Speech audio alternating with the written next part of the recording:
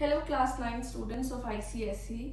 This class is basically designed for ICSE class.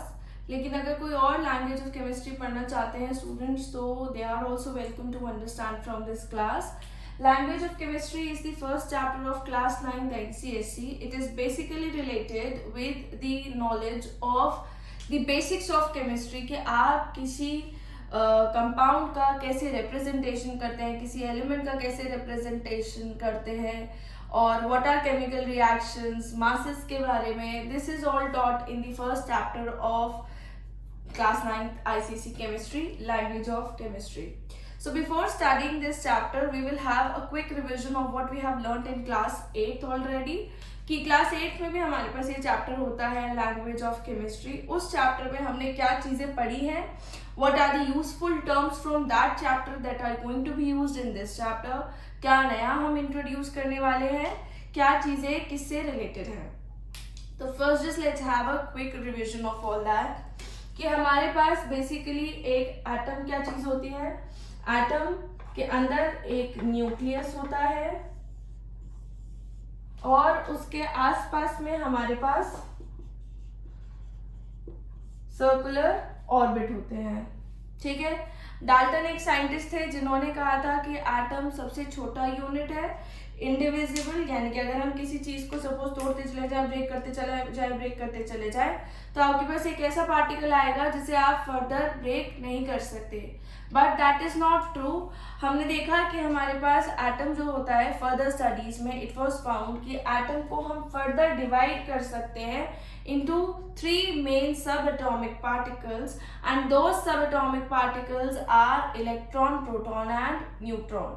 तो atom में basically कहा गया स्ट्रक्चर ऑफ एटम में कि एटम के अंदर आपके पास एक सर्कुलर न्यूक्लियस होता है which is in the centre of the atom और उसके आसपास में आपके पास ऑर्बिट्स होते हैं. ठीक है. तो बेसिकली एटम के अंदर आपके पास एक न्यूक्लियर रीजन होता है और एक एक्स्ट्रा न्यूक्लियर रीजन होता है.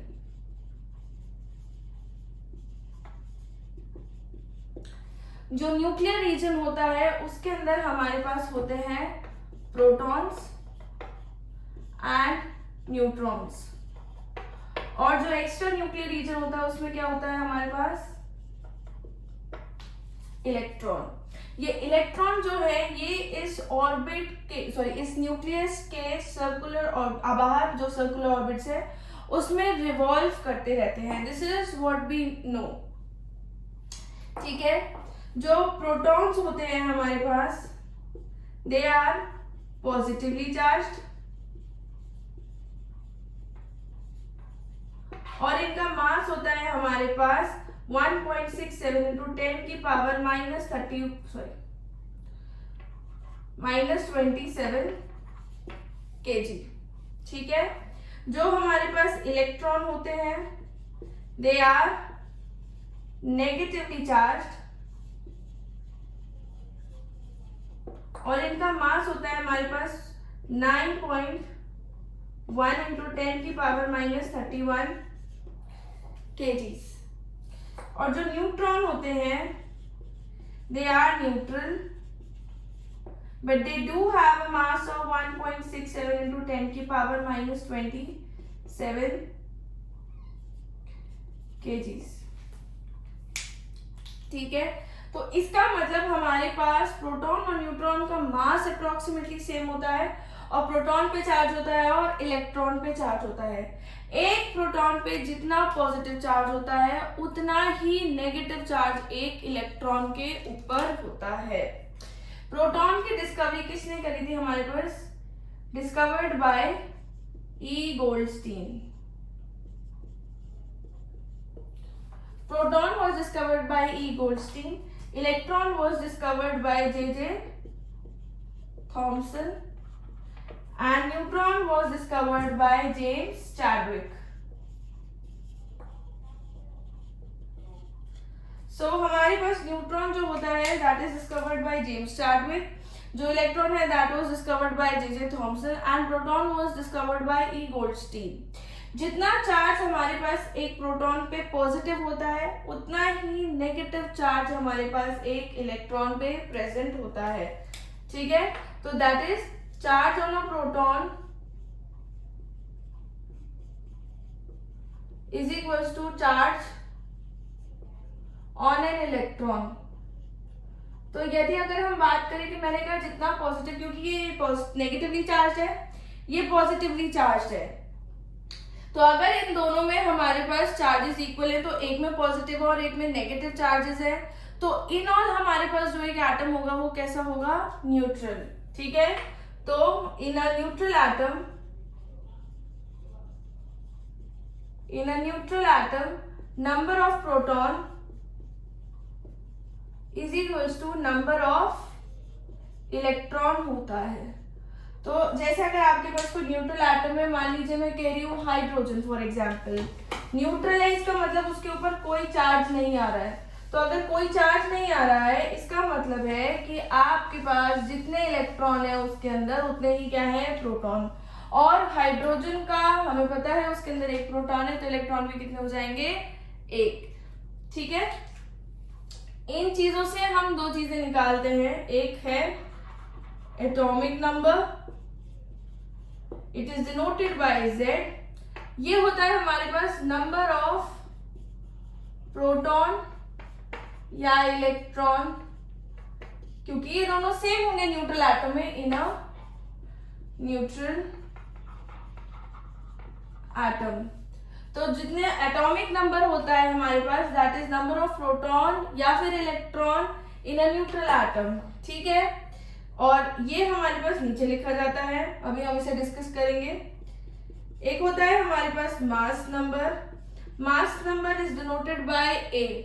It is the number of protons plus number of neutrons in an atom. ठीक है, तो जितने प्रोटॉन्स होंगे हमारे पास और जितने न्यूट्रॉन्स होंगे, यदि अगर हम उनको ऐड कर देंगे तो हमारे पास क्या आ जाएगा, मास नंबर A। तो अगर मेरे पास किसी एलिमेंट का रिप्रेजेंटेशन है,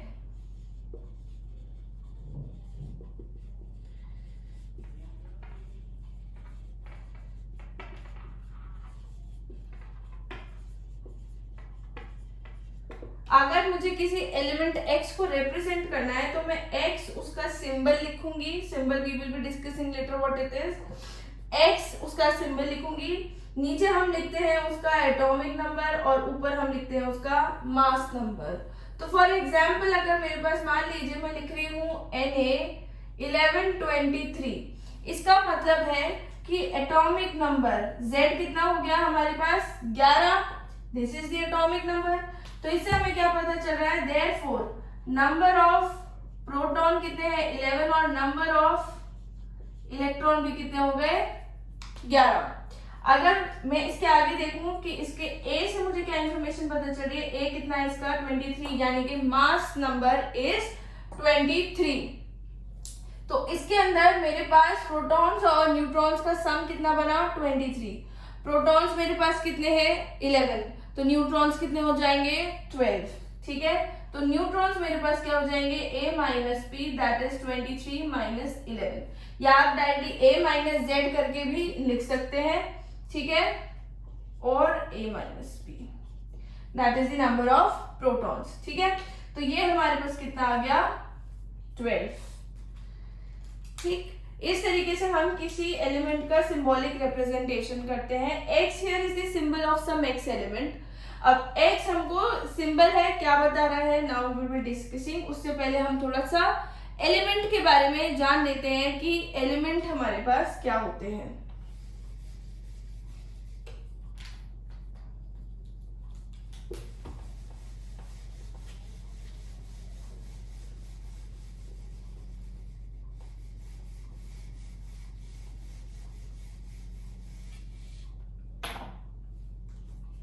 ठीक है, तो अगर हम एलिमेंट की बात करें, एलिमेंट हमारे पास क्या होते हैं, these are the substances which have like same number of protons in their atoms, या फिर ये भी कह सकते हैं कि विच हैव सिमिलर एटम्स। तो जिनके एटम्स आपके पास सेम हो जाए वो हमारे पास एलिमेंट्स होते हैं। तो ये क्या क्रिएट करते हैं, they create a category of atoms. जैसे अगर मान लीजिए मैं कहूँ हाइड्रोजन एक एलिमेंट है, यानी कि हाइड्रोजन के जितने भी सारे एटम्स होंगे वो एक दूसरे से सिमिलर होंगे। और हाइड्रोजन मेरे पास एक टाइप ऑफ एटम्स हो गए कि भाई हाइड्रोजन का रिएक्शन कराना, तो बहुत सारे एटम्स हो सकते हैं मेरे पास हाइड्रोजन के, but hydrogen will be named as an element. ठीक है, तो विच हैव सिमिलर और सेम टाइप ऑफ एटम्स। ठीक है, एग्जाम्पल है जैसे हमारे पास हाइड्रोजन कह रहे हैं हम, ठीक, तो हाइड्रोजन हमारे पास है, तो हाइड्रोजन के जितने भी सारे एटम होंगे, मैं चाहे पानी के अंदर देख लूं, सिंपल हाइड्रोजन गैस के अंदर देख लूं, तो उसके अंदर मैं अगर हाइड्रोजन के एटम देखना चाह रही हूं तो वो एक दूसरे से क्या होंगे, सिमिलर। ठीक है, हाइड्रोजन का है हमारे पास, या जैसे ऑक्सीजन है आपके पास, या जैसे हमने सोडियम की बात करी, या फिर मान लीजिए हम मैग्नीशियम की बात कर रहे हैं, या हम कह रहे हैं कार्बन है। ठीक है, ये तो मैंने पूरे पूरे नाम लिख दिए इन एलिमेंट्स के लिए। हम क्या यूज करते हैं इनके लिए, सिंबल। सिंबल हमारे पास क्या होता है, shortest representation of an element.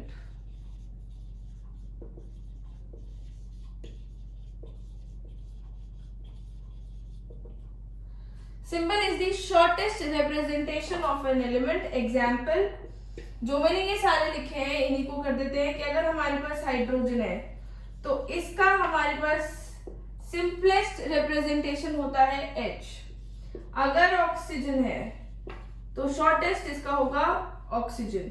अगर सोडियम है तो सोडियम के लिए हम ऐसो नहीं लिखते, इट इज Na। ये इसके दूसरे लैटिन ग्रीक नेम से आता है Na। Magnesium that is Mg। Carbon के लिए अगर हम लिख रहे हैं तो सिर्फ C। तो यदि अगर मैंने किसी रिएक्शन में, किसी कंपाउंड में, इफ आई एम मेंशनिंग जैसे C या CO2, इट रिप्रेजेंट्स कि इसके अंदर आपके पास कार्बन है और इसके अंदर आपके पास ऑक्सीजन भी है। So these are the shortest representation of the element. ये आपको बताती है सिंगल एटम ऑफ एलिमेंट, यानी कि अगर सिर्फ H लिखा हुआ है इसका मतलब है one atom of hydrogen. Single अगर वो लिखा हुआ है it means one atom of oxygen. But अगर मैं इस चीज को लिख दूं H2, तो H2 का मतलब हो जाएगा टू एटम्स ऑफ हाइड्रोजन या फिर टू एटम्स ऑफ ऑक्सीजन। तो सिंबल बेसिकली हमको क्या नॉलेज दे रहा है, it is the shortest representation of an element, it represents only one atom of the element. ठीक है, represents one atom of the element. ठीक, और अगर हम सिंबॉलिक रिप्रेजेंटेशन जैसे मैंने मास नंबर एटॉमिक नंबर के साथ लिखा है वैसे हो, तो it will also give you the information of the mass number and the atomic number of the element. ठीक है, तो this is about the element and symbols.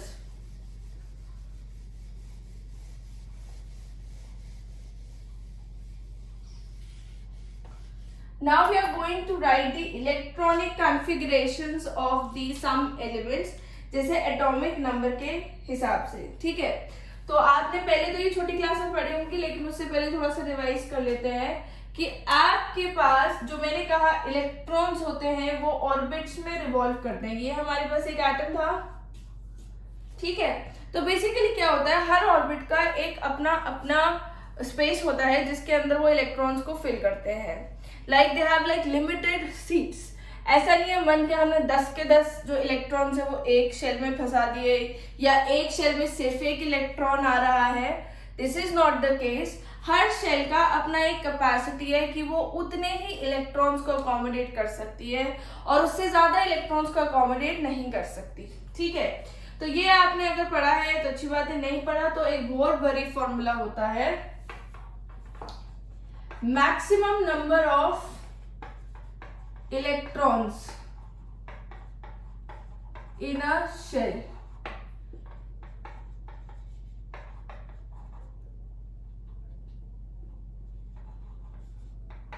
बोर-बरी formula is 2n², ठीक है, where n is the number of shell, ठीक है। इन shells को हम और क्या कहते हैं, अगर n1 है तो हम उसे क्या कहते हैं, k शेल, l शेल। तो हम ऐसे भी नेमिंग करते हैं इनकी, k l m n o p this that, ठीक है।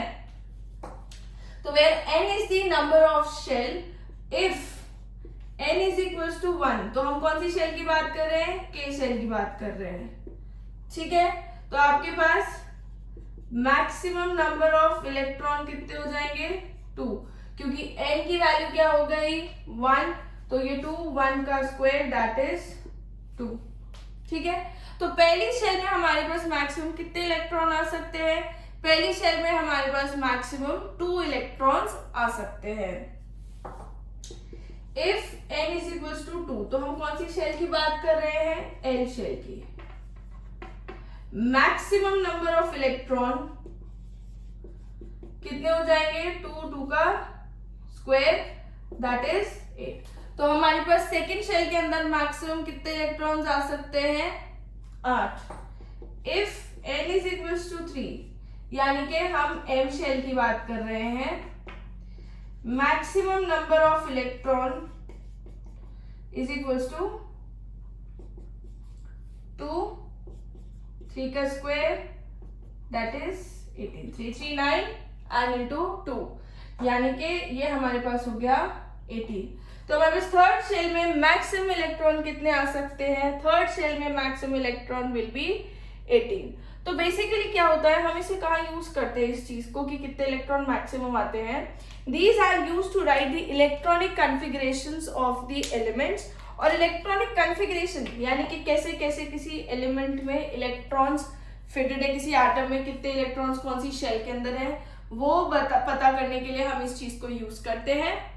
और फिर उसके बाद में यही चीजें हमारे पास किसी भी एलिमेंट का कोई कंपाउंड अगर बन रहा है तो उसका फॉर्मूला डिटरमाइन करने के काम में आती है।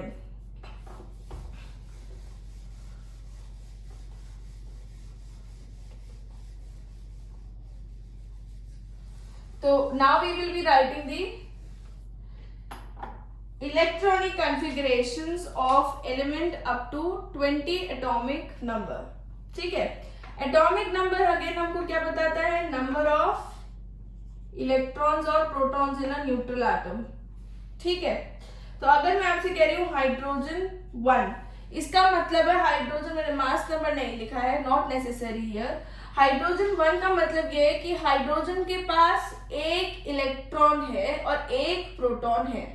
न्यूट्रॉन का इलेक्ट्रॉनिक कॉन्फ़िगरेशन में कोई वास्ता नहीं है, तो we are writing the electronic configurations, ठीक है।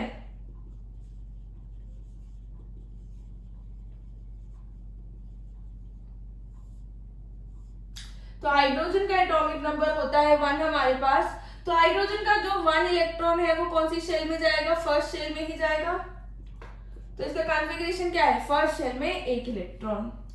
जब हम हीलियम की बात कर रहे हैं, हीलियम का एटॉमिक नंबर होता है 2, सीरियल वाइज चल रहा है। तो हीलियम का एटॉमिक नंबर हमारे पास 2 होता है। इसका कॉन्फ़िगरेशन क्या हुआ हमारे पास, अगर आपको पूरा नाम लिखना है तो आप पूरा नाम भी लिख सकते हैं साइड में, like this is hydrogen, this is helium. तो हाइड्रोजन के पास 2 इलेक्ट्रॉन है। पहली शेल में हमें पता है मैक्सिमम कितने आते हैं, 2, दूसरी में कितने आते हैं 8, तीसरी में कितने आते हैं 18। हम इस तरीके से थोड़ा सा आगे बढ़ेंगे। तो पहली शेल में 2 इलेक्ट्रॉन आ सकते हैं। तो पहली शेल में एक इलेक्ट्रॉन आया, फिर उसके बाद दूसरा इलेक्ट्रॉन आया, ठीक है, दूसरा इलेक्ट्रॉन आ गया। तो पहली शेल में इसके में 2 इलेक्ट्रॉन्स है, दिस इज अबाउट द के शेल, ठीक। फिर उसके बाद में हम लिथियम की बात करें, लिथियम में हमारे पास 3 इलेक्ट्रॉन आ गए, ठीक है। अब जैसे पहली शेल में 2 इलेक्ट्रॉन ही आ सकते हैं और 2 इलेक्ट्रॉन कंप्लीट हो गए, तो जो थर्ड इलेक्ट्रॉन है लिथियम में 3 इलेक्ट्रॉन होते हैं। ऐसा नहीं है कि इनके इतने ऐसे करके चल रहे हैं कि इसमें आया फिर 2 इसमें आ गए, इसी का एक ऐड हो गया, नहीं, इनके अपने इंडिविजुअली, हाइड्रोजन का अपना 1 इलेक्ट्रॉन, हीलियम के अपने 2 इलेक्ट्रॉन, लिथियम के अपने 3 इलेक्ट्रॉन। तो हाइड्रोजन लिथियम के 2 इलेक्ट्रॉन आपके पास पहली शेल में सीटेड हो गए। उसके बाद में जब आपके पास तीसरा इलेक्ट्रॉन आएगा तो it will go in the second shell, क्योंकि फर्स्ट शेल जो है वो पूरी कंप्लीट हो चुकी है। ठीक है, तो दिस इज 2,1। ठीक है, फिर उसके बाद में हमारे पास होता है बेरिलियम। बेरिलियम का एटॉमिक नंबर 4, तो ये क्या हो जाएगा 2,2, क्योंकि जो सेकेंड शेल है उसमें मैक्सिमम कितने आ सकते हैं 8। सेकेंड शेल में हमारे पास 8 आ सकते हैं और हमने अभी कितने रखे हैं सिर्फ 2। ठीक है, फिर बोरॉन 5, दिस इज 2,3। फिर कार्बन आया 6, 2,4। फिर ऑक्सीजन आया, फिर नाइट्रोजन आया 7, दैट इज 2,5। Then oxygen 8, 2,6। ठीक है, फिर हमारे पास होता है fluorine 9, 2,7। Then we have like neon 10, 2,8। अब यहाँ पे आकर के हमारे पास जो सेकेंड शेल है, जैसे अगर हम इसमें चले KL, तो इन सब में थोड़ा सा इस तरफ लिख देते हैं हम, so that is more proper.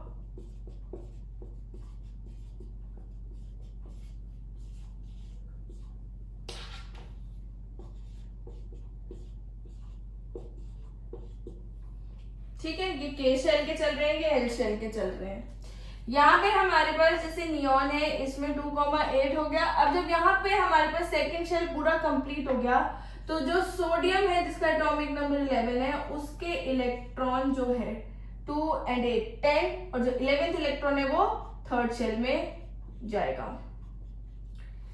ठीक है, sodium.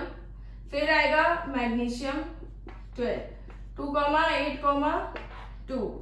Aluminium 13, that is 2,8,3. Then we have like silicon 14, 2,8,4 and so on। ऐसे करके हम तब तक चलाते रहेंगे जैसे आपके पास silicon. Then we have phosphorus 15, 2,8,5. Then we have 16 sulfur 2,8,6. Then we have 17 chlorine 2,8,7। फिर हमारे पास आता है आर्गन विच इज 18 एंड 2,8,8। ठीक है, जब हम यहाँ पे पोटेशियम पे आते हैं विच इज 19, तो पोटेशियम में आपके पास थर्ड शेल के अंदर जब 8 इलेक्ट्रॉन पूरे हो जाते हैं तो वो स्टेबल हो जाती है। जब आपके पास, हम इस तरीके से थोड़ा आगे बढ़ते रहेंगे, you will be getting to know this concept in higher classes. लेकिन जब थर्ड शेल में आपके पास 8 इलेक्ट्रॉन हो जाते हैं तो शेल आपके पास स्टेबल हो जाती है। स्टेबल होने के बाद मतलब पहले वो 8 इलेक्ट्रॉन के बाद जो वो नेक्स्ट कमिंग इलेक्ट्रॉन्स है वो आगे वाले शेल में प्रमोट करती है बजाय अपने पूरे 18 करने के। So this is 2,8,8,1 and calcium 20, 2,8,8,2। ठीक है, why is this so? You may be knowing in the higher classes on the complex configuration of these elements, but right now you need to learn these configuration of the elements only. अब अगर इसमें हम देखें, मैंने जैसे बोला stable हो जाती है, तो स्टेबल होने का मतलब क्या होता है? कोई भी यदि अगर आपके पास कंपाउंड, केमिकल कंपाउंड अगर बन रहा है, तो that chemical compound is basically due to the formation of unstable configurations. अगर आपके पास अनस्टेबल कॉन्फ़िगरेशन होती है तो एलिमेंट के अंदर ये टेंडेंसी है कि वो रिएक्ट कर जाए और खुद को स्टेबल बनाना चाहे। कोई भी चीज है, it wants to get stable होगी।